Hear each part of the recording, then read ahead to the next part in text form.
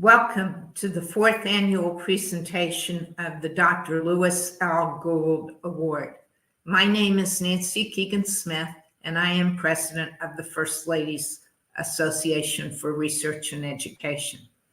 Honoring Dr. Gould when the First Ladies Association for Research and Education was just in the thinking stage was a real priority, because each of the 7 founders had either had Dr. Gould as a student, a mentor, or had used his research. So one of our first acts after we established FLAIR was to set up the Lewis L. Gould Award for Excellence in First Lady Studies, since Lou Gould was the pioneer of First Lady Studies.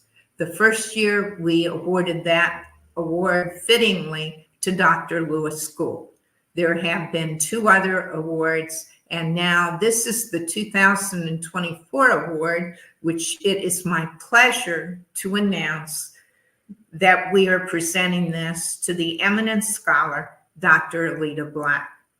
Alida is so deserving of this award, given her long and eminent career of scholarship, research, education, mentoring, increasing our knowledge of U.S. First Ladies, and particularly focusing on Eleanor Roosevelt, both as First Lady and her UN career, and Hillary Clinton as First Lady and as the 67th Secretary of State. I will turn now to Anita McBride and Catherine Algor to give more comments, and then I will make comments on Alida.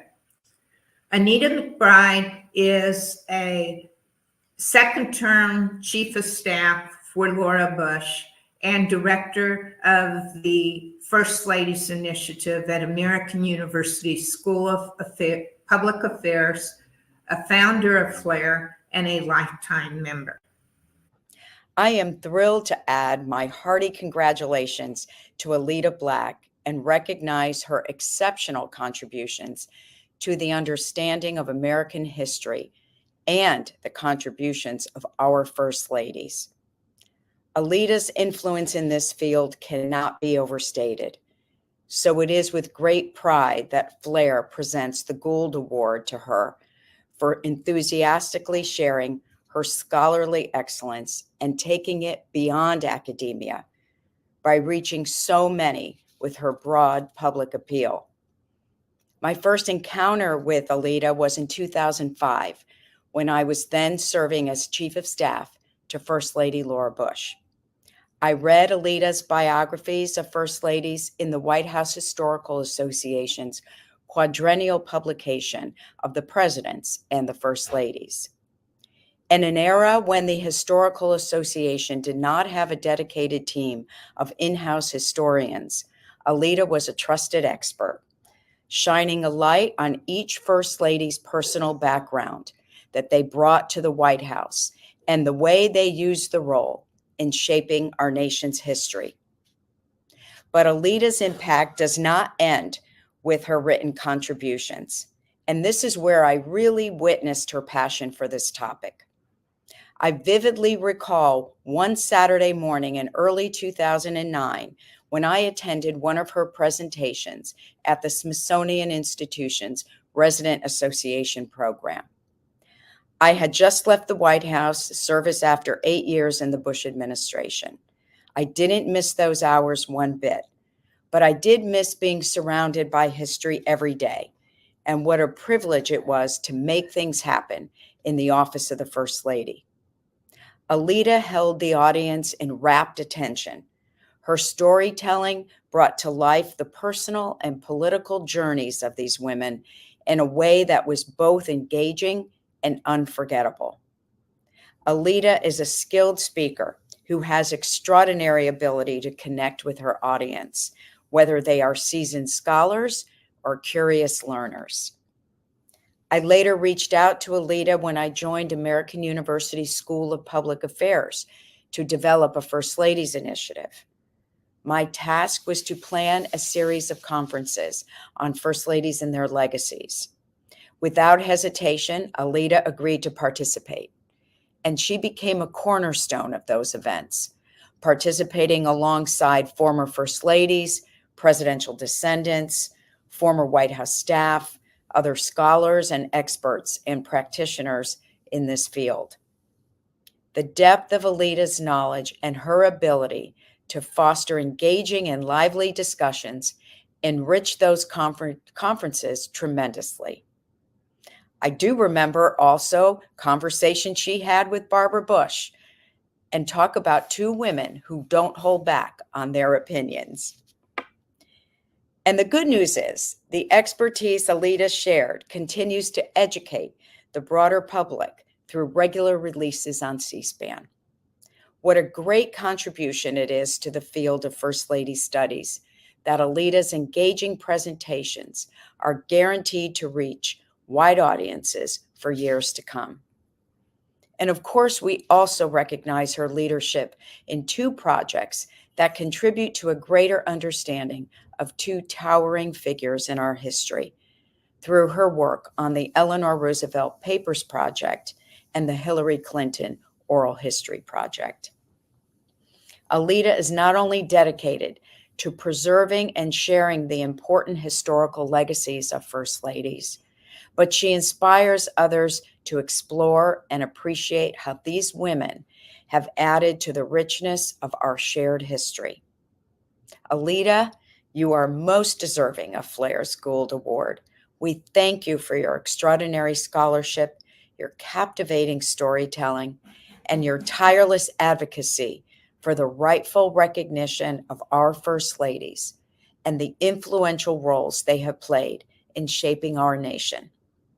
Your years of dedication have without question helped guarantee First Ladies' rightful place in history. Congratulations, my friend. Catherine Al Gore is a scholar, author, historian who has been a great leader in First Lady studies, particularly early American First Ladies, and particularly Dolly Madison and Abigail Adams. Congratulations, Alita, on winning the Lewis L. Gould Award as conveyed by the First Ladies Association for Research and Education.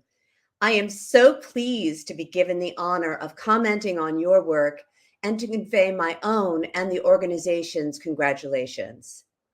Fittingly, I met Alita Black's mind in Lewis L. Gould's path-breaking American First Ladies, Their Lives and Legacy. I was new to the study of presidential spouses, and admittedly, I was more interested in the early presidential wives, but as a longtime fan of Eleanor Roosevelt, I had to read that essay. And I thought I knew a lot. It was not so long before I had read volume 1 of Blanche Wiesencook's magisterial biography. But in short, Alita Black's essay on ER blew me away. It was an intellectual turning point. In that essay, she made the case that Eleanor Roosevelt was a professional politician decades before her years as First Lady. Deftly, Alita Black traced her political evolution from a young woman engaging in class-appropriate charity, and then a conscientious political wife. And then, in her 30s, Eleanor struggled to be her own person. And that person was a politician. As the presidential spouse, she continued her professional work, though rhetoric that framed her efforts as that of a dutiful wife, Franklin's eyes and ears, and of course, her work continued well past Franklin's death. Two features about Alita's essays stood out to a would-be scholar. In the early 90s, a lot of First Ladies literature was uniformly biographical. No matter how short the form, an entry or an essay, writers felt that they had to cover the life of the woman who would be First Lady. While she indeed supplied background and context, for the majority of the essay, Alita Black used Eleanor's words and work as a form of historical analysis, as evidence in a historical argument about her career and the world of women politicians in the early and mid-20th centuries. The second lesson was the power of good writing. Now, probably all of the kind of work that ER did in her projects that Alita Black outlined were included in the larger, more comprehensive biographies I had read. But Alita's spare, precise, and elegant writing made her case for taking Eleanor seriously as a career politician, persuasive, and may I say, obvious. Alida Black has gone on to be a prodigious scholar, but given Flair's strong commitment to educating the American public, I'd like to highlight her public history efforts. Serious scholarship, the kind that produces big books like Casting Their Own Shadow, What I Want to Leave Behind, and Courage in a Dangerous World, that scholarship takes years. Editing ER's papers, as Alida has also done, takes time, precision, and attention. But Alida Black has devoted her valuable talents and historical expertise to public service. As an author, in impeccably argued and accessible essays, but also as an advisor and authority on issues that matter, women, human rights, and public policy, among others. She has reached many students as a professor, teacher, and mentor, and engaged the general public with her work on museum exhibits. Let me end with focusing on one particular project that seems to be the perfect intersection of historical purpose put to making the world a smarter, kinder place. Alida's editing of Modern American Queer History, part of the Critical Perspectives on the Past series from Temple, and her own essay in that collection, used the facts and evidence of the past to show the full citizenship, the full humanity of these Americans. Empathy for people in the past, the theory goes, leads to empathy for people in our present. If a recitation of Alida Black's publications would take up all of my allotted time, so would reciting her awards. I can only hope that the Lewis L. Gould Award has a special place on her shelf and in her heart, as it carries the regard, respect, and affection of her colleagues. Thank you, and congratulations again, Alida. Thank you, Anita and Catherine, for your excellent remarks. I have known Alida, well, I'm not sure how long I've known Alida, but I think we were very young when we first met, but it's over 40 years, and I have always admired her work, her incredible work and friendship. I believe we first met at the LBJ Library when Alida was doing some research there, or we met at another presidential library, because one of Alida's many pluses is that she is a true original research person. And I was an archivist in the presidential library system and worked for the Johnson Library. Her title is so complicated, it mirrors Eleanor and Hillary Clinton's many activities. So I will try her title. She is a distinguished fellow of the Rothmer American Institute of the University of Oxford. She is a special advisor and historian to former Secretary of State Hillary Clinton. She just completed a 3-year term at the Miller Center of Public Affairs, where she founded and co-directed the Hillary Rodham Clinton Oral History Project, focusing on Hillary Clinton as the 67th Secretary of State.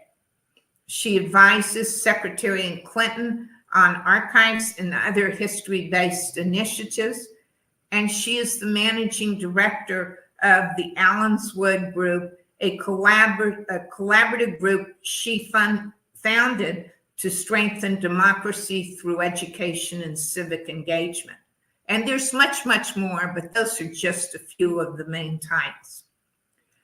I first really realized the incredible work that Alida was doing through the Eleanor Roosevelt Project that she did as a professor at George Washington University from 1999 to 2010. She created and directed this wonderful project that has documents, letters, radio broadcasts, speeches, just everything possible that you would want on Eleanor Roosevelt.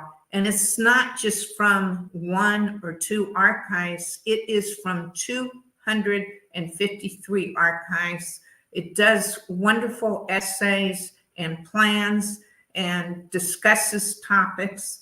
and I have been used it quite a bit and highly recommend it if you have not used it.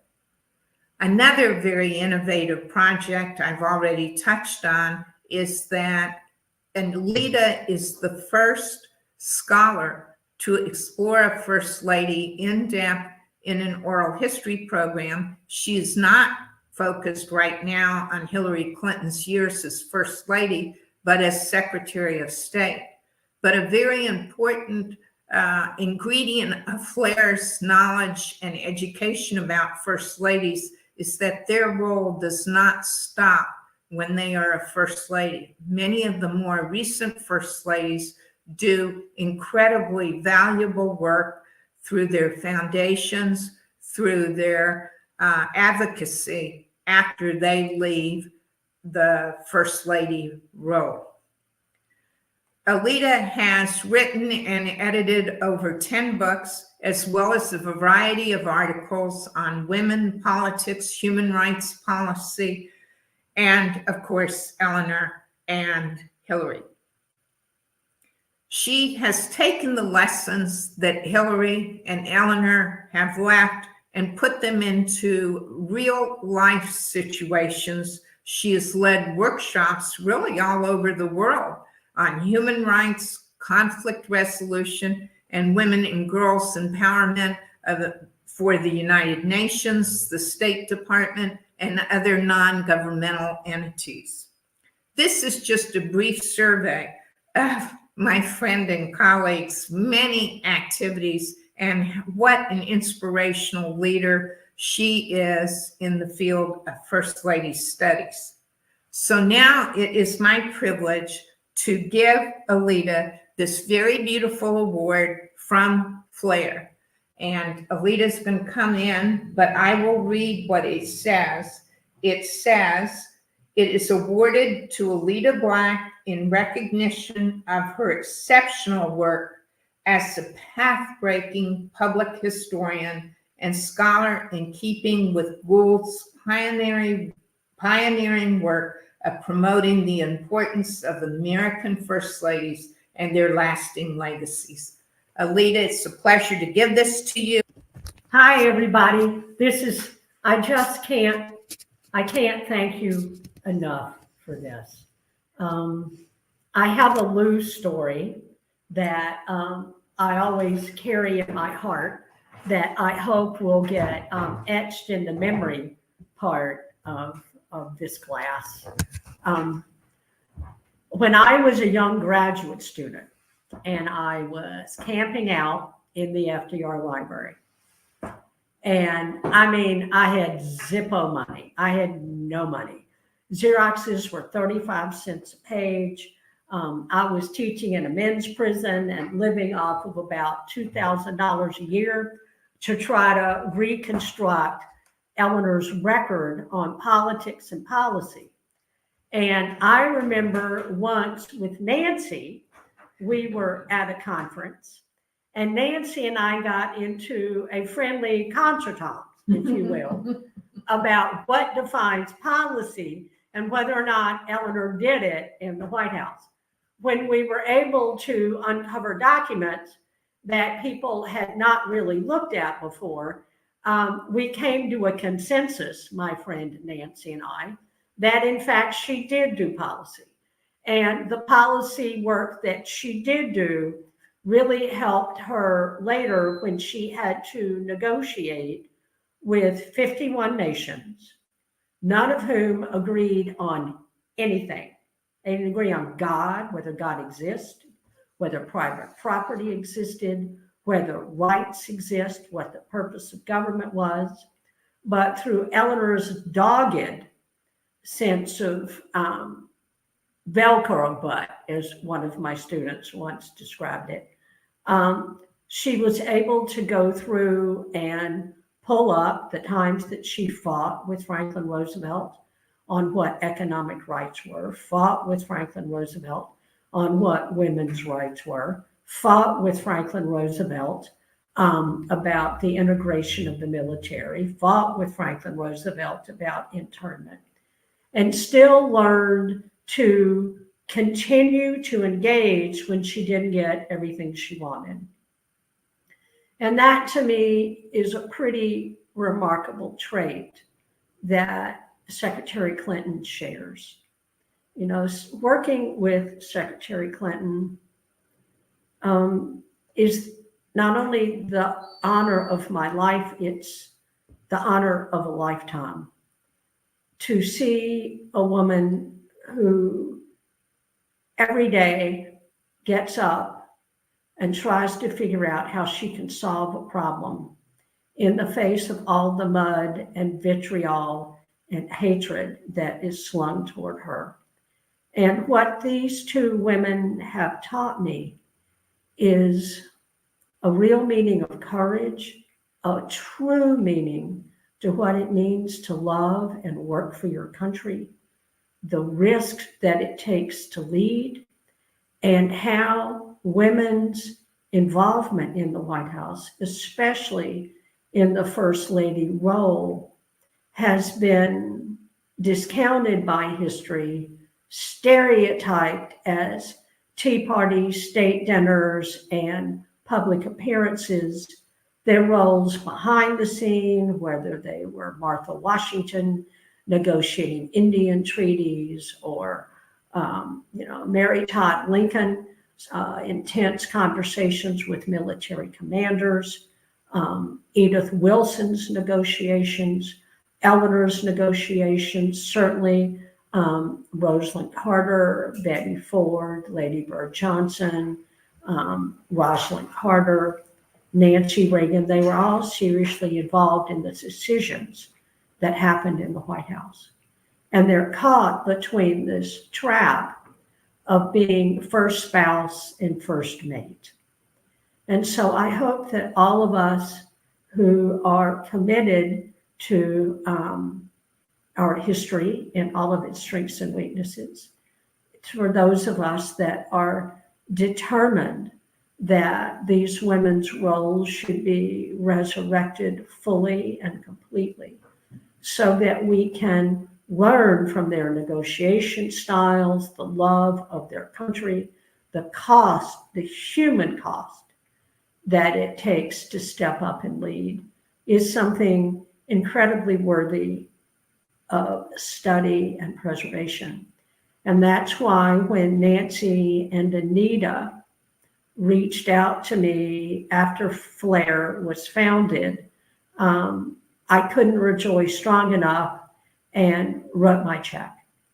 And so I hope that those of you who are watching this, those of you who agree with me, those of you who are with different political persuasions, American history and the role of these women is about looking disagreement in the eye, figuring out how to make the country better, and risking themselves, their incomes, their reputations, in some cases, their physical safety, to help make America and the world better. And so in the spirit of Lou, who was the first male historian, other than my dissertation advisor, to really encourage me to do this, it is an honor that I'm not sure I deserve, but that I accept with a full heart. Thank you. Well, thank you, Alita. Those were inspiring comments, and I am so happy that we are honoring Alita Black. And I would like to thank all for watching the ceremony. And also, I would like to put my pitch in. What you heard Alita say, and what Alita has done, what we're trying to do with books on First Ladies, the first college textbook ever on First Ladies, and FLAIR has many authors, is, as Dr. Gould said in the first conference in First Ladies that Betty Ford convened in 1984, in his keynote speech, he said that history had been very male-centric, and you could not understand American history without understanding the important legacies of these women.